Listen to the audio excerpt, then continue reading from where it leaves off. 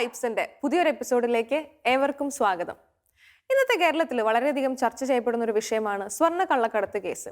മുഖ്യധാരാ മാധ്യമങ്ങളെല്ലാം തന്നെ ഇതിനെ രാഷ്ട്രീയവൽക്കരിക്കാൻ മാത്രം ശ്രമിക്കുമ്പോൾ അതിന്റെ പിന്നിലെ നിഗൂഢതകളിലേക്ക് വഴി തുറക്കുകയാണ് ഇന്നത്തെ യങ് വൈബ്സ്. നമുക്ക് പാനലിസ്റ്റിനെ ഒന്ന് പരിചയപ്പെടാം. എൻ്റെ പേര് അലീന ജോയ്, ഞാൻ പുത്തഞ്ചിറയിൽ നിന്ന് വരുന്നു. എൻ്റെ പേര് അബിൻ ജോയ്, ഞാൻ ചാലക്കുടിയിൽ നിന്ന് വരുന്നു. എൻ്റെ പേര് മിഥുൻ തോമസ്, ഞാൻ ഇരിങ്ങാലക്കുടയിൽ നിന്ന് വരുന്നു. നമുക്ക് ചർച്ചയിലേക്ക് കിടക്കാം അല്ലേ. ഇന്നത്തെ കേരളത്തെ സംബന്ധിച്ച് ഈ ഒരു വിഷയത്തെ നമ്മൾ നോക്കിക്കാണുമ്പോൾ നമ്മൾ മാധ്യമങ്ങളിലെല്ലാം തന്നെ കാണുന്നത് നമ്മുടെ രാഷ്ട്രീയ നേതാക്കളിലേക്ക് മാത്രം ഒതുങ്ങി നിൽക്കുന്ന ഒരു കാര്യമായിട്ടാണ് ഇതിനെ മാധ്യമങ്ങളിൽ ചിത്രീകരിക്കുന്നത്. ഇതിനെക്കുറിച്ചുള്ള ഇതിൻ്റെ പിന്നിലെ മറ്റു നിഗൂഢതകളെക്കുറിച്ചുള്ള ഇതിൻ്റെ ആശങ്കകൾ എന്തൊക്കെയാണ്? എനിക്ക് പറയാനുള്ളത്, കാരണം സ്വർണ്ണക്കള്ളക്കടത്ത് ഇന്നോ ഇന്നലെയോ നമ്മുടെ സമൂഹത്തിൽ അല്ലെങ്കിൽ നമ്മൾ കണ്ടുവരുന്ന കാര്യമല്ല. വളരെ നാളുകളായി കേരളത്തിൽ സ്വർണ്ണക്കള്ളക്കടത്ത് വലിയ തോതിൽ നടക്കുന്നുണ്ട്. പക്ഷേ ഇപ്പോൾ ഇത് ഇത്രയും വലിയ ഒരു മീഡിയ കവറേജ് വരാനുള്ള പ്രധാന കാരണമെന്ന് പറയുന്നത് ഇതിന് പിന്നിൽ നമുക്കറിയാം ഭരണരംഗത്തെയും അതുപോലെയുള്ള നയതന്ത്ര രംഗത്തെയൊക്കെ വലിയ വ്യക്തികൾ അല്ലെങ്കിൽ വലിയ ബിഗ് നെയിംസ് എന്ന് പറയുന്നവരൊക്കെ ഇതിന് പിന്നിലുണ്ട് എന്നതുകൊണ്ട് തന്നെയാണ്. പക്ഷേ അതുകൊണ്ട് തന്നെ ഇതിന് കൃത്യമായൊരു രാഷ്ട്രീയ മാനം ഈ ഒരു കള്ളക്കടത്ത് കേസിന് വരുന്നുണ്ട്. പക്ഷേ ഈ കള്ളക്കടത്ത് കേസ് ഈ ഒരു മാനം വരുന്നതോടൊപ്പം തന്നെ ഇതിന് പിന്നിൽ നമുക്കറിയാം, പിന്നീട് അങ്ങോട്ടുള്ള പ്രതികളെ സംബന്ധിച്ചാണെങ്കിലും അതിനെ അവരുടെ ഉറവിടങ്ങൾ എവിടേക്കാണെന്ന് കൃത്യമായിട്ട് അന്വേഷണം പോകുമ്പോഴാണെങ്കിലും അവിടേക്കൊന്നും വലിയ രീതിയിലുള്ള ശ്രദ്ധ ചെലുത്താതെ കൃത്യമായും ഒരു ഭരണപ്രതിപക്ഷങ്ങൾ തമ്മിലുള്ള ചെളിവാരിയറുകളിലേക്ക് മാത്രം ഒതുങ്ങി നിൽക്കുകയാണെന്ന് എനിക്കൊരു വലിയൊരു ആശങ്ക ഈ ഒരു കേസിനെ പറ്റിയുണ്ട്. തികച്ചും ഇതിൻ്റെ ഒരു യാഥാർത്ഥ്യത്തിലേക്ക് നമ്മൾ എത്രമാത്രം കണ്ണോടിക്കുന്നുണ്ട് എന്നതിൽ നമ്മളെപ്പോലെയുള്ള എല്ലാ യുവജന സമൂഹങ്ങൾക്കും ഒരു വലിയൊരു ആശങ്കയായിട്ട് തന്നെ നിൽക്കുന്നുണ്ട്. കേരളത്തിലെ പോലെ തന്നെയാണ് നമ്മൾ ഉറവിടമായിട്ടുള്ള UAE കാര്യങ്ങൾ നോക്കുമ്പോൾ അവിടെയും ഒത്തിരി ആശങ്കകൾ നമ്മുടെ മനസ്സിലുണ്ട്. എബിൻ, അതിനെക്കുറിച്ച് എന്താണ് പറയാനുള്ളത്? അദ്ദേഹം പറഞ്ഞ പോലെ തന്നെ നമുക്കറിയാം, ഇപ്പോൾ നാഷണൽ ഇൻവെസ്റ്റിഗേഷൻ ഏജൻസി ഏറ്റെടുത്ത കാരണം മാത്രമാണ് ഈ ഒരു കേസ് പുറത്തേക്ക് വന്നത്. ഇപ്പോൾ സ്റ്റേറ്റ് പോലീസാണ് അന്വേഷിച്ചിരുന്നെങ്കിൽ ചിലപ്പോൾ ഈ ഒരു രീതിയിലായിരിക്കില്ല ചിലപ്പോൾ കേസിൻ്റെ നടത്തിപ്പ് പോവുക. നമുക്ക് ആലോചിക്കുകയാണെങ്കിൽ നമ്മൾ UAE പോകണമെങ്കിൽ അവിടുത്തെ ഗവൺമെൻറ്റിൻ്റെ അവിടെ സ്വർണ്ണം വിൽക്കണമെങ്കിൽ തന്നെ ഭയങ്കര ബുദ്ധിമുട്ടാണ്. ഹോൾമാർക്കില്ലാത്ത സ്വർണ്ണം വിൽക്കാനായിട്ട് ഭയങ്കര ബുദ്ധിമുട്ടാണ്. അപ്പോൾ ഇവർ നല്ല രീതിയിൽ ഫണ്ടിങ് ഇല്ലാതെ അല്ലെങ്കിൽ ബൾക്കായിട്ട് മേടിക്കാനാണെങ്കിൽ അത്രയധികം ടാക്സുകൾ നമുക്ക് കൊടുക്കേണ്ടി വരും. അപ്പോൾ ഇവർ ചെയ്യുന്ന രീതി എന്ന് പറഞ്ഞാൽ ഈ ലേബർ ക്യാമ്പിലൊക്കെ ജോലി ചെയ്യുന്ന അല്ലെങ്കിൽ ദൂരെയുള്ള സ്ഥലങ്ങളിലൊക്കെ ജോലി ചെയ്യുന്ന ലേബർ ക്യാമ്പുകളിൽ പോയിട്ട് അവരോട് പറയും, പൈസ നിങ്ങൾ അവിടെ പോയി അയക്കേണ്ട, ഞങ്ങൾ വീട്ടിലെത്തിച്ചേരാമെന്ന് പറഞ്ഞ് ആ പൈസ അവരിൽ നിന്ന് കൈപ്പറ്റുന്നു. ഒപ്പം തന്നെ ഈ പൈസ അവർ കളക്ട് ചെയ്യുകയാണ്. ആ പൈസ വെച്ചിട്ടാണ് അവർ ഗോൾഡ് മേടിക്കുക. ആ ഗോൾഡ് ഇങ്ങോട്ട് അയക്കുന്നതെന്ന് വെച്ചിട്ടുണ്ടെങ്കിൽ വേറെ രീതിയിലാണ്. ഒന്നില്ലെങ്കിൽ കണ്ടെയ്നറിലായിരിക്കും ഷിപ്പിൽ കയറ്റി വയ്ക്കും, അല്ലെങ്കിൽ ഇങ്ങനത്തെ നമുക്ക് പറയുന്ന പോലെ ഡിപ്ലോമാറ്റിക് ബോക്സിലായിരിക്കും കയറ്റി വയ്ക്കുന്നത്. അപ്പോൾ ഇത് കയറ്റി വയ്ക്കുന്ന അയക്കുമ്പോൾ നടക്കുന്ന കാര്യം എന്ന് വെച്ചിട്ടുണ്ടെങ്കിൽ ടാക്സ് അടയ്ക്കുന്നില്ല. നമ്മുടെ ഗവൺമെൻറ് ഓഫ് ഇന്ത്യക്ക് കൊടുക്കുന്ന ടാക്സുകളില്ല. അതിനാണ് അവിടെ ഒരു കള്ളക്കടത്ത് എന്ന ഒരു പേര് വരുന്നത്. ഈ ടാക്സ് അടയ്ക്കാതെ വരുന്നതെന്ന് പറഞ്ഞാൽ നമുക്കറിയാം, ഈ 3-4 മാസത്തിനുള്ളിൽ 150 കിലോ ഗോൾഡാണ് വന്നത്. എന്ന് വെച്ചിട്ടുണ്ടെങ്കിൽ നമ്മുടെ ഗവൺമെന്റിന് കിട്ടേണ്ട കോടിക്കണക്കിന് രൂപയുടെ ടാക്സുകൾ അവിടെ വെട്ടിക്കപ്പെട്ടതായിട്ട് നമുക്ക് കാണപ്പെടും. അപ്പോൾ ഇങ്ങനെ വരുമ്പോൾ വെച്ചിട്ടുണ്ടെങ്കിൽ നമുക്ക് സോഴ്സും മനസ്സിലാവുന്നില്ല. പക്ഷേ ഈ ടാക്സ് വെട്ടിച്ച് വരുന്ന ഇത്രയും വലിയ amount, bulk amount of money എങ്ങോട്ടാണ് പോകുന്നത് നമുക്ക് പിടികിട്ടുന്നില്ല. അപ്പോൾ ഇപ്പോൾ NIA ഒരു കേസ് ഏറ്റെടുത്ത രീതിയിൽ നമുക്ക് വിശ്വസിക്കാം, അവർ നല്ല രീതിയിൽ സോഴ്സും കണ്ടെത്തും, ആരൊക്കെയാണ് ബിനാമികളെന്ന് കണ്ടെത്തും. ഒപ്പം തന്നെ ഇത് ഏത് രീതിയിലാണ് ഈ പൈസ വിനിയോഗിക്കപ്പെടുന്നത് എന്നുള്ള ഒരു കൃത്യമായിട്ടുള്ള ഒരു ഇതിലേക്ക് പോകുന്നത് നമുക്ക് വിചാരിക്കാം. അത് അബിൻ പറഞ്ഞതുപോലെ തന്നെ, അതായത് ഒരു തരത്തിലുള്ള തൊഴിലില്ലായ്മ, ദാരിദ്ര്യം, കേരളത്തിലെ യുവജനങ്ങൾക്കിടയിലുള്ള തൊഴിലില്ലായ്മയൊക്കെ വലിയ രീതിയിൽ ഇവർ ചൂഷണം ചെയ്യുന്നുണ്ട്. കാരണം നമുക്കറിയാം, നമ്മളെപ്പോലുള്ള യുവജനങ്ങൾ വലിയ രീതിയിലുള്ള നല്ല രീതിയിലുള്ള ജീവിതവും മറ്റും സ്വപ്നം കാണുമ്പോൾ കൃത്യമായിട്ടും ബിരുദധാരികൾക്കും ബിരുദാനന്തര ബിരുദധാരികൾക്കാണെങ്കിലും കൃത്യമായ നല്ല വിദ്യാഭ്യാസമുള്ളവർക്കും തൊഴിലില്ലാത്ത ഒരു മേഖലയാണ് കേരളം എന്ന് പറയുന്ന സംസ്ഥാനത്തും. നമ്മളെ പോലെ മലയാളികൾക്ക് തൊഴിലില്ലായ്മ വലിയ രൂക്ഷമാണ്. അപ്പോൾ അതുകൊണ്ട് തന്നെ ഇത്തരത്തിലുള്ള ഈ സ്വർണ്ണക്കള്ളക്കടത്താണെങ്കിലും ഇതുപോലെയുള്ള കിട്ടുന്ന പൈസ അല്ലെങ്കിൽ ആ വരുമാനം അല്ലെങ്കിൽ ആ ഒരു തുക എന്ന് പറയുന്നത് വലിയ രീതിയിൽ യുവജനങ്ങളെ അട്രാക്റ്റ് ചെയ്യുകയും അവർക്ക് ഉള്ള സുഖലോലുപതയ്ക്കും ലഹരി മരുന്ന് അതുപോലെയുള്ള വിഷയങ്ങളിലേക്ക് വലിയ രീതിയിൽ യുവജനങ്ങളെ അട്രാക്റ്റ് ചെയ്യും. ഒപ്പം തന്നെ ഇതുമൂലം ഒരു ദേശവിരുദ്ധമായിട്ടുള്ള നടപടികളിലേക്ക് പോലും നമ്മുടെ യുവജനങ്ങൾ കടക്കുന്നത് നമുക്ക് കാണുന്നുണ്ട്. പലപ്പോഴും മാധ്യമങ്ങളിലൂടെ നമ്മൾ അറിയുന്നുണ്ട് ഇത്തരത്തിലുള്ള ദേശവിരുദ്ധ നീക്കങ്ങളിലേക്ക് നമ്മുടെ യുവജനങ്ങൾ കടക്കുന്നത്. അപ്പോൾ നമ്മൾ പറയേണ്ടത് എന്താണെന്ന് വെച്ചിട്ടുണ്ടെങ്കിൽ, ഈ വരുന്ന ഫണ്ടിങ് ഒക്കെ ചിലപ്പോൾ ഈ ഒരു രീതിയിലുള്ള പൈസ ഇപ്പോൾ ലഹരി മരുന്നോ അല്ലെങ്കിൽ മറ്റു ജിഹാദുകൾ അങ്ങനത്തെ കാര്യങ്ങൾക്കായിരിക്കും ചിലപ്പോൾ ഈ പൈസ പോകുന്നത്. പക്ഷേ അതിൻ്റെ കൃത്യമായുള്ള കാര്യങ്ങളൊന്നും നമ്മൾ ഇതുവരെ ഇത് കേസ് നടന്നുകൊണ്ടിരിക്കുന്ന കാര്യം നമുക്കൊന്നും പറയാനായിട്ട് സാധിക്കില്ല. എന്നിരുന്നാലും നമുക്ക് ആലോചിക്കാം, നമ്മുടെ കേരളത്തിലെ 10ാം ക്ലാസ് മാത്രം പാസ്സായിട്ടുള്ള ഒരു വ്യക്തിയാണ് ഒരു മുഖ്യമന്ത്രിയുടെ ഓഫീസിൽ 1.5 ലക്ഷം രൂപ എടുത്ത് സാലറി പിടിക്കുന്നത്. അതും നമ്മൾ എന്ന് വെച്ചാൽ അധികം പഠിപ്പുള്ള നമ്മൾക്ക് ഒരു ജോലി ഇല്ലാത്തൊരു അവസ്ഥയിലാണ്. അതും ഈ ഒരു കൊറോണ വന്നിരിക്കുന്ന നമ്മുടെ ഇന്ത്യ തന്നെ സാമ്പത്തികമായിട്ട് തളർന്നിരിക്കുന്ന ഒരു അവസ്ഥയിൽ തന്നെ നമുക്ക് മനസ്സിലാവും. അപ്പോൾ ഇതൊക്കെ നമ്മളെ ഒരു രാജ്യത്തിൻ്റെ ഒരു പൗരൻ എന്ന നിലയിൽ, അല്ലെങ്കിൽ രാജ്യത്തിലെ വളർന്നു വരുന്ന ഒരു യൂത്ത് എന്ന നിലയിൽ നമ്മളെ വളരെയധികം വിഷമിപ്പിക്കുന്ന കാര്യമാണ്. രാജ്യത്ത് നടക്കുന്ന കാര്യങ്ങൾ നമുക്കൊരു സുരക്ഷ ഇല്ലായ്മയാണ് നമുക്കിവിടെ കാണാൻ പറ്റുക. എന്ന് വെച്ചാൽ നമ്മുടെ രാജ്യത്തിൻ്റെ ഒരു ഉത്തമമായ ഉന്നതിയാണ് നമ്മൾ കാണുന്നത്. പക്ഷേ ഇതിനൊക്കെ ഒരു തടയിടേണ്ട ഒരു അവസ്ഥ നമ്മൾ എത്തിച്ചേർന്നിരിക്കുകയാണ് നമ്മുടെ ഗവൺമെൻറ്റായിട്ട്.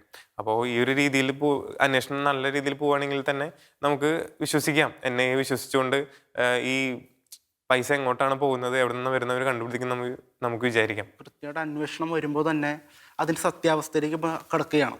അപ്പോൾ ഈ സത്യാവസ്ഥയിലേക്ക് കടക്കും തോറും നമുക്കറിയാം, ചില സംഘടനകളിൽ നിന്ന്, ചില വ്യക്തികളിൽ നിന്ന് വരുന്ന ഒരു ഭയം, അതൊന്ന് നമ്മൾ സോഷ്യൽ മീഡിയയും പത്രമാധ്യമങ്ങളിലൂടെയാണെങ്കിലും എനിക്ക് തോന്നുന്നു ചില MLA-മാർ വരെ ഒരു വലിയ ഭീഷണി, അല്ലെങ്കിൽ അവർക്കൊരു പേടിയുണ്ട്. ഈ ഒരു കേസിൽ സത്യാവസ്ഥയിലേക്ക് കടക്കും തോറും അത് ഭരണം പ്രതിപക്ഷ ഭേദമന്യേ ഉള്ള ചില നേതാക്കന്മാർക്കാണെങ്കിലും ഒരു ചെറിയൊരു ഭയം. അതായത് എവിടേക്ക് ഈ കേസ് പോകുന്നതിൻ്റെ വഴികൾ, അല്ലെങ്കിൽ ഇത്രയും നാൾ കേരളം രാജ്യത്തെയൊക്കെ വഞ്ചിച്ച ആ സത്യാവസ്ഥയിലേക്ക്, അല്ലെങ്കിൽ ദേശവിരുദ്ധമായിട്ടുള്ള നീക്കങ്ങളിലേക്കൊക്കെ NIA പോലെയുള്ള ഏജൻസികൾ അന്വേഷിക്കുമ്പോൾ ആ ചില കോണുകളിൽ നിന്ന് വരുന്ന ഭയത്തെ നമ്മൾ അത് വലിയ രീതിയിൽ തന്നെ കാണേണ്ടതുണ്ടെന്ന് എനിക്ക് തോന്നുന്നതാണ്. നമ്മൾ ഒരു കാര്യം മനസ്സിലാക്കണമെന്ന് വെച്ചാൽ, മുന്നും ഇതുപോലെ കുറേ പിടിക്കപ്പെട്ടിട്ടുണ്ട്. പക്ഷേ ആ കേസുകളൊക്കെ കഴിഞ്ഞ ദിവസം മീഡിയയിൽ ഉണ്ടായിരുന്നതാണ്. അവരന്വേഷിച്ച് കേരളത്തിലോട്ട് വരും. പക്ഷേ കേരളത്തിൽ വന്നു കഴിയുമ്പോൾ അതിന് തെളിവുകളില്ല. ഇപ്പോൾ ഒതുങ്ങി പോകും. അതിപ്പോൾ പാകിസ്ഥാനിൽ എന്തെങ്കിലും പ്രശ്നം നടന്നാൽ ചിലപ്പോൾ കേരളത്തിലേക്ക് വരാം, അല്ലെങ്കിൽ ശ്രീലങ്കയിൽ നടന്നാൽ ചിലപ്പോൾ കേരളത്തിലേക്ക് വരാം. പക്ഷേ കേരളത്തിലേക്ക് വന്നാൽ ഞാൻ തെളിവില്ലാതെ പോവാ, അങ്ങനത്തെ ഒരു ഇതാണ് ഇപ്പോൾ കണ്ടത്. പക്ഷേ ഈ ഒരു നിമിഷം, ഈ ഒരു സന്ദർഭത്തിൽ നമുക്ക് കാണാൻ പറ്റും NIA ഏറ്റെടുത്തിട്ടുണ്ട്. നമുക്ക് എന്തായാലും നോക്കാം എന്തായിരിക്കും സ്ഥിതി എന്ന്. ഇപ്പം പണ്ടൊക്കെ മീഡിയ ഒരു കേസ് കിട്ടിക്കഴിഞ്ഞാൽ മീഡിയ അതിൻ്റെ പിന്നാമ്പുറങ്ങളിലേക്ക് ചെകഞ്ഞു പോയി അങ്ങനത്തെ ഒരു സാഹചര്യമുണ്ട്. പക്ഷെ ഇന്നത്തെ ഒരു കേസിനെ പറ്റി നമ്മൾ നോക്കുമ്പോൾ അങ്ങനൊരു സംഭവം കാണുന്നില്ല. വെറും രാഷ്ട്രീയപരമായിട്ട് മാത്രമാണ് ഇതിനെ കൊണ്ടുപോകുന്നത്. അതിൻ്റെ പിന്നിലുള്ളൊരു വികാരം എന്തായിരിക്കാം എന്നാണ് എബിന്റെ ചിന്തകൾ? എന്താണ് നമ്മൾ നോക്കണമെങ്കിൽ ഇപ്പോൾ മീഡിയയിൽ വരുന്ന കാര്യങ്ങളെല്ലാം നമുക്ക് വിശ്വസിക്കാമെന്ന് എനിക്ക് തോന്നുന്നില്ല. കാരണം ഇപ്പൊ നമ്മുടെ മീഡിയ മെയിനായിട്ട് നോക്കുന്ന കുറച്ച് മസാലകൾ കൂട്ടിക്കിട്ടി അവരുടെ റേറ്റിംഗ് മാക്സിമം കൂട്ടാനുള്ള കാര്യങ്ങളാണ് അവർ നോക്കുന്നത്. ഇപ്പോൾ സ്വപ്നയുടെ കാര്യങ്ങൾ തന്നെ നമ്മൾ കണ്ടപ്പോൾ അവർ NIA ബാംഗ്ലൂരിൽ നിന്ന് ജസ്റ്റ് ഇവിടെ കൊച്ചി വരെ വന്നപ്പോൾ നമ്മൾ കണ്ടതാണ് അവർ എന്തൊക്കെ കാട്ടിക്കൂട്ടിയത്. അപ്പോൾ നമ്മുടെ ആ മീഡിയയുടെ ഒരു ലെവൽ തന്നെ നമുക്കപ്പോൾ മനസ്സിലാക്കാനായിട്ട് സാധിക്കും. ഒപ്പം തന്നെ ഇപ്പോൾ നമ്മുടെ ന്യൂസിൽ കൊടുക്കുന്ന എല്ലാ ന്യൂസുകളും, മീഡിയയിലുള്ള എല്ലാ ന്യൂസുകളും ആ ആധികാരികത നഷ്ടപ്പെട്ടോ എന്ന് നമ്മൾ ചിന്തിക്കേണ്ട ഒരു കാര്യമാണ്. കാരണം ഒരു യൂത്ത് എന്ന നിലയിൽ നമ്മൾ ചിന്തിക്കുമ്പോൾ, അല്ലെങ്കിൽ നമ്മൾ ന്യൂസുകൾ കാണുമ്പോൾ ഫുള്ള് രാഷ്ട്രീയപരമായിട്ട് ചിത്രീകരിക്കപ്പെടുന്നുണ്ടോ എന്ന് ഒരു ഡൗട്ടുണ്ട്. ഒപ്പം തന്നെ വേറെ ആർക്കോ വേണ്ടിയിട്ട് മാത്രം ചെയ്യുന്ന രീതിയിൽ നമുക്ക് കുറെ അധികം നമുക്ക് കാണാൻ പറ്റും. അല്ലെങ്കിൽ ചില സമൂഹത്തെ മാത്രം കുറ്റപ്പെടുത്തുക, അല്ലെങ്കിൽ ആ സമൂഹത്തിൽ എന്തെങ്കിലും പ്രശ്നങ്ങൾ ഉണ്ടായാൽ അവർ പെട്ടെന്ന് ഹൈലൈറ്റ് ചെയ്യുക, പ്രൊജക്ട് ചെയ്യുക, ചിലപ്പോൾ ആഴ്ചകളോളം അത് തന്നെ സംസാരിക്കുക, അല്ലെങ്കിൽ മറ്റുള്ള ഭാഗത്തിന്റെ വരുമ്പോൾ അത് സംസാരിക്കാണ്ടിരിക്കുക. അങ്ങനത്തെ കുറെ രീതികളൊക്കെ നമുക്ക് മീഡിയയിൽ. കത്തോലിക്ക സഭയ്ക്കെതിരെ വരുന്ന പലതരം ചെറുതും വലുതുമായിട്ടുള്ള നിരവധി കാര്യങ്ങൾ വലിയ രീതിയിൽ പ്രൊജക്റ്റ് ചെയ്യുകയും, അത് ശരിക്കൊരു മീഡിയ ശരിക്കും വലിയ കുറേ നാളുകൾ ചർച്ചകളിലേക്ക് എടുക്കുകയും സഭയുടെ ഭാഗത്തുള്ള തെറ്റുകളാണെങ്കിലും അത് സഭ കൈകാര്യം ചെയ്യുന്ന രീതിയെ പോലും വിമർശിക്കുകയും ചെയ്യുന്ന ഒരു നടപടി ഇന്നത്തെ കേരളത്തിലെ മാധ്യമങ്ങൾക്ക് പ്രത്യേകിച്ച് കാണുന്നുണ്ട്. അതായത് സഭ ചെയ്യുന്ന പല നല്ല കാര്യങ്ങളെയും മറച്ചു വെക്കുകയും അത് വലിയ രീതിയിലൊന്നും ഇരിക്കാതെ തന്നെ സഭയുടെ ഭാഗത്തു നിന്ന് ചെറിയ വിമർശനങ്ങൾ, ഇപ്പോൾ ഒരു ചെറിയൊരു മരണം പോലും അതൊരു കോൺവെന്റിലായാൽ അത് വലിയൊരു പ്രശ്നമായി സൃഷ്ടിക്കുകയും അത് പോസ്റ്റ്മോർട്ടം റിപ്പോർട്ടിന് മുമ്പ് പോലും അതൊരു കൊലപാതകമാണെന്നും അതിന് പിന്നിലുള്ള കാര്യം, ഇപ്പോൾ സ്വപ്നയുടെ കേസുമായി ബന്ധപ്പെട്ട് തന്നെ കത്തോലിക്ക സഭയെ ചേർത്ത് ചില മാധ്യമങ്ങൾ പറയുന്നുണ്ടായിരുന്നു. അപ്പോൾ നമ്മൾ ഈ മീഡിയയ്ക്ക് എവിടെ നിന്നാണ് ഇത്തരത്തിലുള്ള ന്യൂസുകൾ വരുന്നത് നമ്മൾ അന്വേഷിക്കേണ്ടതുണ്ട്. പ്രത്യേകിച്ച് ഈ ഒരു ന്യൂസ് നൽകാനുള്ള ആ ഒരു ഫണ്ടിങ്, അത് ഇതുമായി വലിയ രീതിയിൽ ബന്ധമുണ്ടെന്നാണ് നമ്മളെപ്പോലുള്ള, എനിക്ക് തോന്നുന്നു പലരും എന്നോട് പറഞ്ഞിട്ടുള്ള ഒരു വിഷയം കൂടിയാണ്. അതായത് എവിടെ നിന്നാണ് ഈ ഒരു ന്യൂസ്, ഇങ്ങനെയുള്ള ന്യൂസുകളൊക്കെ വലിയ രീതിയിൽ പ്രൊജക്റ്റ് ചെയ്ത് കാണിക്കാനും സമൂഹത്തിന് മുമ്പിൽ സഭയെ തേജോവധം ചെയ്യാനുള്ള ഒരു ഗൂഢലക്ഷ്യം തന്നെയാണ് എല്ലാ മാധ്യമങ്ങൾക്കുണ്ട്. അത് കേരളത്തിലെ മാധ്യമങ്ങൾ പ്രത്യേകിച്ച്, അത് ദൃശ്യമാധ്യമങ്ങളാണെങ്കിലും മറ്റ് പത്രമാധ്യമങ്ങളാണെങ്കിലും എല്ലാം ഈ ഒരു കേസ് വലിയ രീതിയിൽ കാണിക്കുകയും എവിടെ നിന്നാണ് ഇത്തരത്തിലുള്ള ഫണ്ടിങ് വരുന്നതെന്ന് കൃത്യമായി അന്വേഷിക്കേണ്ടതുണ്ട്. ആരാണ് ഇതിനെ ഈ മാധ്യമങ്ങളുടെയൊക്കെ പല മാധ്യമങ്ങളുടെയും പിന്നിലേക്ക് തിരിഞ്ഞു നോക്കി കഴിഞ്ഞാൽ, അല്ലെങ്കിൽ പല മാധ്യമങ്ങളുടെയും ഫണ്ടർമാർ ആരാണെന്ന് നോക്കി കഴിഞ്ഞാൽ എത്തുന്നത് ചില വ്യക്തികളിലേക്കാണ്, ചില പ്രത്യേക വ്യക്തികളിലേക്കാണ്, പ്രസ്ഥാനങ്ങളിലേക്കാണ്. അതുപോലെ തന്നെ ക്രൈസ്തവ സമുദായത്തിൽ എന്തെങ്കിലും വിഷയങ്ങൾ പൊന്തി വരുമ്പോൾ ക്രൈസ്തവരെ തന്നെ അതിനെതിരെ തിരിക്കുന്ന ഒരു പ്രവണത മാധ്യമങ്ങൾക്കുണ്ട്. ഏതെങ്കിലും ഒരു ക്രൈസ്തവ സമുദായത്തിൽപ്പെട്ട ഒരു വ്യക്തി ഇതിനെതിരെ പ്രതികരിച്ചു കഴിഞ്ഞാൽ അവർക്ക് വേണ്ടിയ സാഹചര്യങ്ങൾ ഒരുക്കി കൊടുക്കാൻ, ആ ഒരു കാര്യത്തെ വീണ്ടും ഊതി ഉയർപ്പിക്കാനായിട്ട് അവർക്ക് വേണ്ട സാഹചര്യങ്ങൾ ഒരുക്കി കൊടുക്കാനായിട്ട് മാധ്യമങ്ങൾ വഹിക്കുന്ന പങ്ക് ചെറുതല്ല എന്ന് നമുക്ക് മനസ്സിലാക്കാം. അപ്പം അതിൻ്റെ ഫണ്ടിങ്ങിനെ കുറിച്ചുള്ള ആശങ്കകളും നമുക്ക് ഉണ്ട്. കാരണം എവിടെ നിന്നാണ് ഇവർക്ക് ഇത്രമാത്രം ഫണ്ട് വരുന്നത്? ചിലപ്പം വളരെ താഴ്ന്ന രീതിയിൽ, അതായത് ഫിനാൻഷ്യലി താഴ്ന്നു നിൽക്കുന്ന ഒരാളായിരിക്കാം ഇങ്ങനെ മുഖ്യധാരാ മാധ്യമങ്ങളിൽ വന്നിട്ട് ക്രൈസ്തവ സമുദായത്തിനെതിരെ ഇങ്ങനെ പറഞ്ഞുകൊണ്ടിരിക്കുന്നത്. അപ്പോൾ അവർക്കുള്ള ഫണ്ടിങ്ങും കാര്യങ്ങളും ഒക്കെ എവിടെ നിന്നാണ് വരുന്നത് എന്നുള്ളൊരു ആശങ്ക നമുക്ക് തീർച്ചയായിട്ടും വേണമെന്നാണ് എനിക്ക് തോന്നുന്നത്. ക്രൈസ്തവ സമുദായം ഇന്ന് വലിയ രീതിയിൽ കബളിപ്പിക്കപ്പെടുന്ന ഒരു സമുദായമായിട്ടാണ് എനിക്ക് തോന്നാറുള്ളത്. കാരണം ക്രൈസ്തവ സമുദായത്തിനെതിരെയുള്ള വിഷയങ്ങളിൽ ഏറ്റവും നല്ല രീതിയിൽ പ്രതികരിക്കുന്നത്, അല്ലെങ്കിൽ ക്രൈസ്തവ സമുദായത്തെ താറടിക്കുന്നത് തികച്ചും ക്രിസ്ത്യാനികൾ തന്നെയാണ്. ക്രിസ്ത്യൻ നാമധാരികളായിട്ടുള്ളവർ എന്ന് കൂടുതൽ നമുക്ക് പറയാം. സഭയുടെ തണലിൽ ജീവിച്ച പലരും തന്നെ ഇങ്ങനെയുള്ള കാര്യങ്ങൾ പ്രതികരിക്കുമ്പോൾ അത് തികച്ചും നമുക്ക് കാണാൻ പറ്റും. അത് അവർ തന്നെയാണ്, അല്ലെങ്കിൽ നമ്മുടെ സഭയിലെ അംഗങ്ങൾ തന്നെയാണ് ഇതെല്ലാം ആണ് ശരി, അല്ലെങ്കിൽ അവർ ചെയ്യുന്നതാണ് ശരി, മീഡിയയുടെ ഒപ്പം നിന്നുകൊണ്ട് അവർ ചെയ്യുന്നതാണ് ശരി, സഭയ്ക്കെതിരായി പ്രവർത്തിച്ചതിന് പേരിൽ സഭയിൽ നിന്ന് പുറത്താക്കപ്പെട്ടവർ ചെയ്തതാണ് ശരി, അതാണ് പുരോഗമനം എന്നുള്ള രീതിയിലൊക്കെയുള്ള ഒരു ചിന്ത, നവോത്ഥാന നായികമാരൊക്കെ ആയിട്ട് സഭയിലെ ചില സഭാവിരുദ്ധരെ നമ്മൾ ചിത്രീകരിക്കുന്ന രീതി, അതിന് തീർച്ചയായിട്ടും ചില സ്ഥലങ്ങളിൽ നിന്നുള്ള പിന്തുണ നമ്മളത് കാണേണ്ടതുണ്ട്. ക്രൈസ്തവ സമുദായത്തെ അവഹേളിക്കാനായിട്ടുള്ള ഈ കാര്യങ്ങളുടെ കൂടെ തന്നെ നമുക്ക് ചേർത്ത് വെച്ച് ചിന്തിക്കാവുന്ന ഒരു കാര്യമാണ് ഈ സഭ ചെയ്യുന്ന ചില നല്ല പ്രവർത്തികൾ. ഇപ്പോൾ പ്രളയത്തിന്റെ കാലത്ത് ചെയ്ത കാര്യങ്ങൾ, ഇപ്പോൾ കൊറോണ കാലത്തിൽ ഒരുപാട് നല്ല പ്രവർത്തികൾ ക്രൈസ്തവ സമുദായം അല്ലെങ്കിൽ ക്രൈസ്തവ സഭ ചെയ്യുന്നുണ്ട്. അതെല്ലാം നമ്മൾ മൂടി വെക്കുന്ന ഒരു പ്രവണതയും മാധ്യമങ്ങളിൽ നമ്മൾ കാണുന്നില്ലേ? കാണുന്നുണ്ട്. നമ്മൾ ഈ കൊറോണ കാലത്ത് മാത്രമല്ല നമ്മൾ പറയേണ്ടത്, നമ്മൾ പിന്നിലേക്ക് നോക്കുകയാണെങ്കിൽ നമുക്കറിയാം നമ്മുടെ കേരളത്തിന്റെ നവോത്ഥാനത്തിന്റെ ഒരു നെടുന്തൂണായിരുന്നു നമ്മുടെ ക്രൈസ്തവ സഭ. പക്ഷെ ഇപ്പോഴത്തെ പ്രശ്നം എന്താണെന്ന് വെച്ചിട്ടുണ്ടെങ്കിൽ, എന്തെങ്കിലും പ്രശ്നങ്ങൾ ക്രൈസ്തവ സമൂഹത്തിനെതിരെ ഉണ്ടായാൽ തന്നെ അതെല്ലാം വളരെയധികം വളച്ചൊടിക്കപ്പെട്ടിട്ടാണ് ക്രൈസ്തവ സമൂഹത്തിനുള്ളിലുള്ളവർക്ക് വരെ കിട്ടുന്നത്. അപ്പോൾ ആദ്യം തന്നെ വളച്ചൊടിക്കപ്പെട്ട് കിട്ടുമ്പോൾ അവർ വിചാരിക്കും അതായിരിക്കും ശരിയെന്ന് വിചാരിക്കുന്നു. പക്ഷേ സഭ നമ്മൾ ഇപ്പോൾ കൊടുക്കുന്ന ഒരു എക്സ്പ്ലനേഷൻ അതിനുശേഷം കൊടുത്തു കഴിഞ്ഞാൽ അവർ വിശ്വസിക്കാത്ത ഒരു അവസ്ഥയും വരുന്നു. ഇതുപോലെ തന്നെ നമ്മുടെ ഈ പ്രവർത്തനങ്ങളെ എല്ലാം ഒരു മതപരിവർത്തനത്തിന്റെ ടാഗിൽ മാത്രം ഒതുങ്ങി നിർത്താനുള്ള ഒരു പ്രവണതയാണ് മാധ്യമങ്ങളിൽ കണ്ടുവരുന്നത്. എന്തുകൊണ്ട് ഇത്തരം നുണകൾ അല്ലെങ്കിൽ അസത്യമായ കാര്യങ്ങളെ പ്രൊജക്റ്റ് ചെയ്യാനായിട്ട് മാധ്യമങ്ങൾ തയ്യാറാവുന്നു എന്നുള്ളത് നമ്മൾ ചിന്തിക്കണം. കാരണം അതിൻ്റെതായിട്ടുള്ള ഫണ്ടിങ്, ചില ന്യൂസുകൾ വരാനും ചില കാര്യങ്ങൾ വരാതിരിക്കാനുമുള്ള ഫണ്ടിങ് അല്ലെങ്കിൽ ആ ഒരു എജണ്ട മാധ്യമങ്ങൾക്ക് പിന്നിലുണ്ട് എന്ന് തന്നെ നമ്മൾ വിലയിരുത്തേണ്ടതായിട്ട് വരുന്നു. ഇതിനോടൊപ്പം ചേർത്ത് വെച്ച് നമുക്ക് ചിന്തിക്കാവുന്ന ഒരു കാര്യമാണ് ലവ് ജിഹാദ് പോലുള്ള വിഷയങ്ങൾ. മറ്റു മതസ്ഥരായ പെൺകുട്ടികളെ കപടമായിട്ടുള്ള പ്രണയം നടിച്ചിട്ട് ആ ഒരു മതത്തിലോട് ആകർഷിക്കുന്നു അല്ലെങ്കിൽ അവരിലേക്ക് ചേർക്കുന്ന ഒരു പ്രവണത. ഇതിനെതിരെ നമ്മൾ കേസ് കൊടുത്താൽ പോലും അതിന് കാര്യമായിട്ടുള്ള നീക്കുപോക്കുകൾ കാണാത്തൊരു അവസ്ഥ നമ്മൾ കണ്ടുവരുന്നുണ്ട്. അതിനെക്കുറിച്ച് ഇതിനെന്താണ് പറയാനുള്ളത്? ഇന്ന് ഏറ്റവും കൂടുതൽ ലവ് ജിഹാദിന് വിധേയരാക്കപ്പെടുന്നത് ക്രിസ്ത്യൻ സമുദായത്തിലെ പെൺകുട്ടികളാണെന്ന് നമുക്കറിയാൻ പറ്റും. മാത്രമല്ല, വളരെ അടുത്തിടെ കോഴിക്കോട് നടന്ന ഒരു സംഭവത്തിൽ ആ ഒരു പയ്യന് ജാമ്യം എടുക്കാനായിട്ട് പോലും ഇന്ത്യയിൽ തന്നെ നമുക്കൊന്നും ഒരു സാധാരണക്കാരനായ ഒരു മനുഷ്യനൊരിക്കലും ചിന്തിക്കാൻ പോലും പറ്റാത്ത രീതിയിൽ അത്രമാത്രം ഒരു ഹെയറിങ്ങിന് തന്നെ വലിയ രീതിയിൽ ലക്ഷങ്ങൾ മേടിക്കുന്ന വലിയ വക്കീലന്മാർ വന്നിട്ടാണ് അദ്ദേഹത്തിന് ജാമ്യം എടുത്തു കൊടുക്കുന്നത്. ആ ഒരു കേസിൽ മാത്രമല്ല, ഇത്തരത്തിലുള്ള എല്ലാ വിഷയങ്ങളിലും ആ പ്രതികൾക്ക് വേണ്ടി അല്ലെങ്കിൽ ആ രീതിയിൽ ചൂഷണം ചെയ്യുന്ന അത്തരത്തിലുള്ള യുവാക്കൾക്ക് വേണ്ടിയിട്ട് വാദിക്കാൻ വരുന്നതും, അല്ലെങ്കിൽ ഇങ്ങനെയുള്ള വിഷയങ്ങളെ ഇവിടെ നടക്കുന്നില്ല എന്ന് മറ്റ് രീതികളിലൂടെ ഒക്കെ പറയാനൊക്കെ ആയിട്ട് ഒരു വലിയ തരത്തിലുള്ളൊരു വലിയൊരു മാഫിയ തന്നെ ഇന്ന് നമ്മുടെ കേരളത്തിൽ നമുക്ക് കാണാനായിട്ട് സാധിക്കുന്നുണ്ട്. തീർച്ചയായിട്ടും ഇതും സ്വർണ്ണക്കള്ളക്കടത്തും ഒക്കെ വലിയ, കാരണം ഈ ഇത്രയും ലക്ഷക്കണക്കിന് രൂപ എവിടെ നിന്നാണ് ഈ സാധാരണക്കാരനായ ഒരു പയ്യന് കിട്ടുന്നത്? അത് ചിന്തിക്കേണ്ട അല്ലെങ്കിൽ അതൊക്കെ ആലോചിക്കേണ്ട ഒരു വലിയ വിഷയങ്ങൾ തന്നെയാണെന്നാണ് നമ്മളെ പോലെയുള്ള യുവാക്കളൊക്കെ ആശങ്കപ്പെടുന്നതും.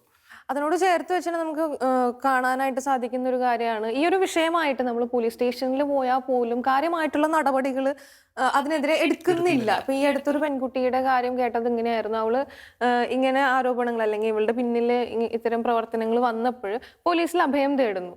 പക്ഷേ ഒരു 1-2 ദിവസം കഴിഞ്ഞ് പിന്നെ നോക്കുമ്പോഴും ഒരു ആക്ഷനും അതിനെതിരെ എടുക്കുന്നില്ല. മറ്റവരെ, അതായത് പ്രതികളെ സംരക്ഷിക്കാനുള്ള രീതിയിലാണ് പോലീസുകാർ പോലും നിൽക്കുന്നത്. അപ്പൊ ഇത്രയും കാര്യങ്ങൾ സമൂഹത്തിൽ ഇത്രയും വലിയ അനീതികൾ നടക്കുമ്പോഴും അതിന് കൂട്ടു നിൽക്കണമെങ്കിൽ തീർച്ചയായിട്ടും അതിനൊരു എന്താ പറയാ, സാമ്പത്തികമായിട്ടുള്ള ലാഭം അതിന് പിന്നിലുണ്ട്. അപ്പൊ അതും എവിടെ എത്തി നിൽക്കുന്നു എന്നുള്ളത് നമുക്ക് വളരെയധികം ആശങ്കാജനകമായിട്ടുള്ളൊരു കാര്യം തന്നെയാണ്.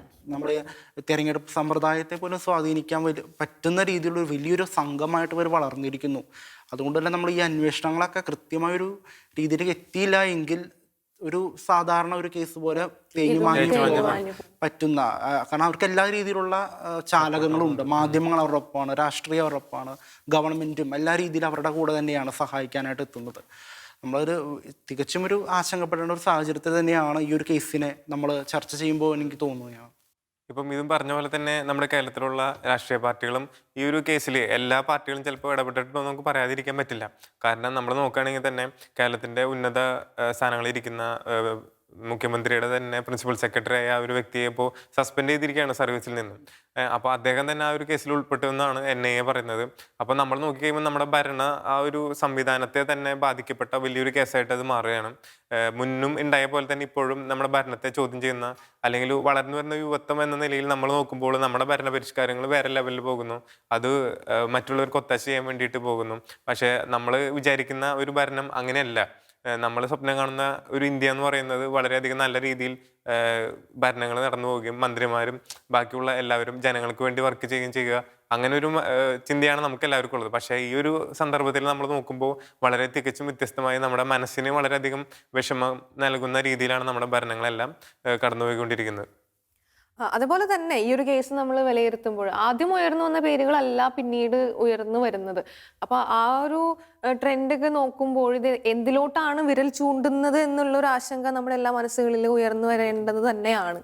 അതുപോലെ തന്നെ വലിയൊരു പ്രാധാന്യത്തോടെ കാണേണ്ട വിഷയം കൂടിയാണ് മലയാള സിനിമയിലെ ഇത്തരത്തിലുള്ള പ്രവണതകൾ. നമുക്കറിയാം, വളരെ റീസെൻ്റ് ആയിട്ട് ഒരു പ്രമുഖ നടി ഷംന കാസിമുമായി ബന്ധപ്പെട്ട കാര്യങ്ങളാണ് ഈ സ്വർണ്ണക്കള്ളക്കടത്തിലേക്ക് എത്തിയത് തന്നെ. അതായത് ഈ ഇത്തരത്തിൽ മലയാള സിനിമയിലെ പ്രവർത്തകർ ഉപയോഗിച്ചുകൊണ്ടുള്ള, അല്ലെങ്കിൽ മലയാള സിനിമയിലേക്ക് ഇത്രയും വലിയ നിക്ഷേപങ്ങൾ തന്നെ എത്തുന്നത്, അല്ലെങ്കിൽ മലയാള സിനിമ നമുക്കറിയാം വളരെ ചെറിയൊരു മാർക്കറ്റാണ്. പക്ഷേ വലിയ രീതിയിൽ സിനിമകൾ പരാജയപ്പെട്ടിട്ടും, അല്ലെങ്കിൽ നമുക്കറിയാം കൃത്യമായൊരു ക്രിസ്ത്യൻ വിരുദ്ധത ഇന്നത്തെ മലയാള സിനിമകളിൽ നമുക്ക് കാണാനായിട്ട് സാധിക്കുന്നുണ്ട്. അപ്പോൾ അത്തരം സിനിമകളൊന്നും വലിയ രീതിയിൽ വിജയങ്ങളിലേക്ക് എത്തിയില്ല എങ്കിൽ പോലും വീണ്ടും ക്രൈസ്തവ വിരുദ്ധമായിട്ടുള്ള, അല്ലെങ്കിൽ ക്രൈസ്തവ കൂദാശകളെ വികലമാക്കിക്കൊണ്ട്, ക്രൈസ്തവ പൗരോഹിത്യത്തെ വികലമാക്കിക്കൊണ്ടുള്ള സിനിമ രംഗത്താണെങ്കിൽ തന്നെ ഒരു സാധാരണ കോമഡി ഷോകളിൽ പോലും, ടെലിവിഷൻ മാധ്യമങ്ങളിൽ പോലും ക്രൈസ്തവികതയെ ഒരു വികലമാക്കി, അല്ലെങ്കിൽ ഒരു കോമഡിയാക്കി മാറ്റുന്ന, അല്ലെങ്കിൽ അതിലെ നയങ്ങൾ, ക്രൈസ്തവികത അല്ലെങ്കിൽ ക്രൈസ്തവ ബോധ്യങ്ങളെല്ലാം വളരെ പഴഞ്ചനാണ് എന്നുള്ള രീതിയിലൊക്കെ ചൂണ്ടിക്കാണിക്കുന്ന ഒരു വലിയ രീതിയിലുള്ള ഒരു വലിയ മാഫിയ, അവർക്കുള്ള ഒരു ഈ പ്രൊഡ്യൂസിങ് ആണെങ്കിലും, ഈ സിനിമ പ്രൊഡ്യൂസിങ് ആണെങ്കിലും, ഈ നിർമ്മാണത്തിനുള്ള തുകകൾ അല്ലെങ്കിൽ ആ നിക്ഷേപങ്ങൾ എവിടെ നിന്നാണ് എന്ന് വലിയ രീതിയിൽ നമ്മൾ ചിന്തിക്കേണ്ട ഒരു കാലഘട്ടം കൂടിയാണ്, ഒരു കാര്യം കൂടിയാണ്. മലയാള സിനിമയ്ക്കും ഇതുമായി ഒരു വലിയ ബന്ധമുണ്ടെന്ന് പറയുന്നത് നമ്മളെപ്പോലെയുള്ള യുവജനങ്ങളെ സംബന്ധിച്ച് ഒരു വലിയ ആശങ്കയുടെ ഒരു കരിനിഴൽ വീഴ്ത്തുന്ന ഒരു കാര്യം കൂടിയാണ്. തീർച്ചയായിട്ടും പണ്ട് കാലത്ത് ഈ ഒരു ക്രൈസ്തവരെ വെച്ച് സിനിമ എടുത്താൽ സിനിമ വിജയിക്കുമെന്നുള്ളൊരു സമയങ്ങളൊക്കെ ഉണ്ടായിരുന്നു. അതായത് ക്രൈസ്തവ നാമങ്ങൾ അല്ലെങ്കിൽ ക്രൈസ്തവ പ്രമേയങ്ങളെ ഉയർത്തി കാണിക്കുന്ന സിനിമകൾ മാത്രം വിജയിച്ചിരുന്ന ഒരു സമയത്തിൽ നിന്ന് ഇന്ന് ക്രൈസ്തവ സമുദായത്തെ അവഹേളിക്കുന്ന രീതിയിൽ സിനിമകൾ ചെയ്യുന്ന ഒരു പ്രവണതയിലേക്ക് എത്തി നിൽക്കുകയാണ്. അതും ഇപ്പം അത്തരം സിനിമകൾ പൊട്ടിപ്പോയാലും, അതായത് വിജയിച്ചില്ലെങ്കിൽ കൂടെ വീണ്ടും അതേ പ്രമേയത്തിലുള്ള സിനിമകൾ പുറത്തു വരുന്നത് നമ്മൾ കാണുന്നുണ്ട്. അപ്പം അങ്ങനെ ഈ പരാജയങ്ങൾ നേരിടുമ്പോഴും പിന്നെയും ഇതേ പ്രമേയങ്ങളുമായി മുന്നോട്ട് പോകാനായിട്ടുള്ള ഫണ്ടിങ്, അതിന് വേണ്ട ചെയ്യാനായിട്ടുള്ളൊരു ഇത്രയും ഫണ്ടിങ് എവിടെ നിന്നാണ് വരുന്നത് എന്നുള്ളത് നമ്മൾ ചിന്തിക്കണം. വളരെ കാലം മുൻപ് തന്നെ കേരള കത്തോലിക്ക മെത്രാൻ സമിതി ഇത്തരത്തിലുള്ള വിഷയങ്ങളെക്കുറിച്ച്, സമാന്തര സമ്പദ് വ്യവസ്ഥയെക്കുറിച്ച് പത്രക്കുറിപ്പുകൾ ഇറക്കുണ്ടായി. പക്ഷെ അന്നൊക്കെ നമുക്കറിയാം മാധ്യമങ്ങൾ വലിയ നിശബ്ദമാക്കി വെക്കുകയോ അല്ലെങ്കിൽ മാധ്യമങ്ങൾ അത്ര വലിയ പ്രാധാന്യം കൊടുക്കുകയോ സഭയാണ് ഒരു മതമൗലികവാദം അല്ലെങ്കിൽ സഭയാണ് ജനങ്ങളെ ഭിന്നിപ്പിക്കുന്നത് എന്ന രീതിയിലുള്ള സഭയെ അത്തരത്തിൽ വികലമാക്കിക്കൊണ്ടൊരു ചിത്രീകരണമാണ് നമ്മൾ കണ്ടുകൊണ്ടിരുന്നത്. മാത്രമല്ല സോഷ്യൽ മീഡിയയിലൂടെയാണെങ്കിലും സഭയെ അല്ലെങ്കിൽ സഭ ചെയ്യുന്ന പ്രവർത്തനങ്ങളെ അല്ലെങ്കിൽ സഭ ഈ പറയുന്ന സത്യസന്ധമായ കാര്യങ്ങളെ വികലമാക്കുന്ന ഒരു കാര്യങ്ങളൊക്കെ നമ്മൾ കാണുകയുണ്ടായി. പക്ഷെ അതെല്ലാം ഇന്ന് സത്യസന്ധമായിട്ട് അല്ലെങ്കിൽ നമ്മുടെ മുൻപിൽ സഭ അന്നേ പറഞ്ഞ കാര്യങ്ങൾ ഇന്നതെല്ലാം സത്യമാണെന്നുള്ള രീതിയിലേക്കാണ് അത് വന്നുകൊണ്ടിരിക്കുന്നത്. എന്തുകൊണ്ടന്ന് മാധ്യമങ്ങൾ അത്തരത്തിൽ അല്ലെങ്കിൽ അവർക്കും അറിയാം സത്യം എന്താണെന്ന്, എന്നിട്ട് കൂടി പോലും അവർ ഈ സഭ പറഞ്ഞ കാര്യങ്ങളെയൊന്നും വേണ്ടത്ര രീതിയിൽ പ്രാധാന്യം കൊടുക്കാതെ നിന്നിരുന്നു? അത് എന്തുകൊണ്ടാണ് നമ്മൾ ചിന്തിക്കേണ്ടിയിരിക്കുന്നു. ഇപ്പോൾ നമ്മൾ മീഡിയയുടെ കാര്യങ്ങൾ നോക്കുകയാണെങ്കിൽ അവർ മെയിനായിട്ട് ഫണ്ടിങ് ആണ്. ഫണ്ടിങ് അവർക്ക് മെയിനായിട്ട് വരുന്നത് പരസ്യത്തിലൂടെയാണ്. പരസ്യത്തിൽ എന്ന് പറഞ്ഞാൽ വളരെയധികം പൈസകൾ അവർക്ക് വരും. അപ്പോൾ ഈ പരസ്യം ഇപ്പോൾ കൊടുക്കുന്ന ആൾക്കാർ, ഇപ്പോൾ ഞാനാണ് പരസ്യം കൊടുത്തതെങ്കിൽ എനിക്കെതിരെ അവർ മീഡിയയിൽ ഒരുവിധ വാർത്തകളും കൊടുക്കില്ല. ഇൻ കേസ് കൊടുത്താൽ തന്നെ ഞാൻ എൻ്റെ പരസ്യം പിൻവലിക്കും. അങ്ങനെ ഒരു പേടി അവർക്കുണ്ട്. അപ്പോൾ ഈ ഗോൾഡിൻ്റെ കാര്യം എന്ന് പറഞ്ഞാൽ മെയിനായിട്ട് ജ്വല്ലറിക്കാരുടെ കയ്യിലൊക്കെ ഈ ഗോൾഡ് എത്തിച്ചേരുന്നു. അപ്പോൾ അവർ അതിൻ്റെ ഫണ്ട് എന്തിനു ഉപയോഗിക്കുന്നു? മീഡിയയ്ക്ക് ഉപയോഗിക്കുന്നു. പിന്നെ മീഡിയയ്ക്ക് കരിവാരി തേക്കാനായിട്ടുള്ള ആകെ ഒരു സംഭവം ക്രൈസ്തവ സമൂഹമാണ്. അപ്പോൾ അവർ മെയിനായിട്ട് എന്ത് ചെയ്യുന്നു? ക്രൈസ്തവ സമൂഹത്തിനെ ചെളിവാരി തേക്കുന്നു. കൂടുതൽ കരിവാരിത്താക്കുന്ന രീതിയിലുള്ള ന്യൂസുകൾ അവർ പബ്ലിഷ് ചെയ്യുന്നു. അവർക്ക് ആരാണ് ഫണ്ട് ചെയ്യുന്നത് അല്ലെങ്കിൽ ആരാണ് പരസ്യം നൽകുന്നത് അവരൊന്നും അവർ തൊടില്ല. കാരണം അവരെ തൊട്ട് കഴിഞ്ഞാൽ അവർക്ക് പരസ്യങ്ങൾ കിട്ടില്ലല്ലോ. അതുകൊണ്ടാണ് മീഡിയേഴ്സൊക്കെ കൂടുതലായിട്ടും ക്രൈസ്തവ സമൂഹത്തിനെതിരെയും മറ്റു കാര്യങ്ങളിലൊക്കെ കൂടുതൽ വ്യാപൃതരായിട്ടിരിക്കുന്നത്. ഇന്നത്തെ ഒരു ചർച്ച ഈ ഒരു അവസാന ഘട്ടത്തിലേക്ക് എത്തി നിൽക്കുമ്പോൾ നമ്മൾ പറഞ്ഞ കാര്യങ്ങളെല്ലാം തന്നെ ചൂണ്ടിക്കാണിക്കുന്നത് അല്ലെങ്കിൽ എത്തി നിൽക്കുന്നത് ഇത് തീവ്രവാദത്തിലേക്കാണ്. ഇന്നത്തെ പത്രമാധ്യമങ്ങളെല്ലാം രാഷ്ട്രീയപരമായിട്ടുള്ള അജണ്ടകളെയും അല്ലെങ്കിൽ അവർക്ക് റേറ്റിങ്ങിന് വേണ്ടിയുള്ള ചില മസാല കഥകളെയും എല്ലാം ഉയർത്തിപ്പിടിക്കുമ്പോൾ NIA പോലുള്ള ഏജൻസി ഈ ഒരു കേസ് അന്വേഷിക്കുന്നു എന്നുള്ളത് വളരെ പ്രത്യാശ തരുന്ന ഒരു കാര്യമാണ്. അവർ കൃത്യമായിട്ട് ഇതിൻ്റെ വേരുകളിലേക്ക് ഇറങ്ങിച്ചെന്ന് തീവ്രവാദത്തെ എല്ലാം ഉടലോടെ എടുത്തു മാറ്റും എന്ന് ഒരു പ്രത്യാശ നമുക്ക് ഈ ഒരു കേസിൽ വയ്ക്കാം. അതുപോലെ തന്നെ ഒരു ആശങ്കാജനകമായിട്ടുള്ള ഒരു കാര്യമാണ്, എവിടെയെല്ലാം തീവ്രവാദം ഉടലെടുത്തിട്ടുണ്ടോ അത് ആ ഒരു രാജ്യത്തിൻ്റെ തന്നെ നിലനിൽപ്പിനെ ബാധിക്കുന്ന ഒരു വിഷയമായിട്ട് മാറിയിട്ടുണ്ട്. അതുപോലെ തന്നെ ലോകത്തിലെ ഒരു സാഹചര്യം എടുത്ത് നോക്കുകയാണെങ്കിൽ തീവ്രവാദത്തിന് ഏറ്റവും കൂടുതൽ ഇരകളാകുന്നത് ക്രൈസ്തവ സമൂഹമാണ്. ഈ ഒരു സാഹചര്യത്തിൽ നമ്മുടെ ഈ ഒരു കേസിൻ്റെ അന്വേഷണം പുരോഗമിക്കുമ്പോൾ നമ്മുടെ ഗവൺമെൻറ് ഒഫീഷ്യൽസിനും ഈ ഒരു NIAയോട് ചേർന്ന് നിന്നുകൊണ്ട് തന്നെ ഈ ഒരു കേസിൻ്റെ അന്വേഷണം ശരിയായ ദിശയിലേക്ക് കൊണ്ടുപോകാനായിട്ട് കഴിയട്ടെ എന്നുള്ളൊരു പ്രത്യാശയോടെ യങ് വൈബ്സിൻ്റെ ഈ എപ്പിസോഡ് ഇവിടെ പൂർണ്ണമാകുന്നു. പുതിയൊരു വിഷയവുമായി ഇനിയൊരു ദിവസം കാണുന്നതുവരെ നന്ദി, നമസ്കാരം.